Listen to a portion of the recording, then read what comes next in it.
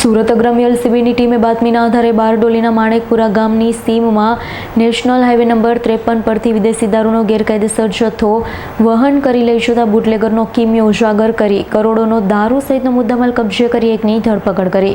સુરત ગ્રામ્ય એલસીબીના PI RB ભટોળની સૂચનાને લઈ પીએસઆઈ એચસી મસાણીની ટીમ પેટ્રોલિંગમાં હતી ત્યારે અરનામ હેડ કોન્સ્ટેબલ ચિરાગ કુમાર અને અર્જિતને મળેલી બાતમીના આધારે બારડોલી તાલુકાના માણેકપુર ગામની સીમમાં નેશનલ હાઈવે નંબર 53 પરથી વિદેશી દારૂનો ગેરકાયદેસરનો જથ્થો વહન કરી લઈ જવાનો બુટલેગરનો કિમિયો ઉજાગર કરી ટાટા ટ્રેલર ચાલક રાજસ્થાનના ડુંગરારામ રાવતારામ મેઘવાલાને ઝડપી પાડ્યો છે.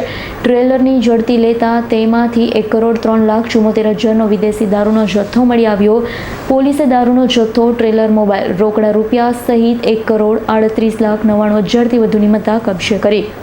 દારૂનો જથ્થો મોકલનાર હરલાલ રામ જાટને વોન્ટેડ જાહેર કર્યો. Bureau report S9 news Surat.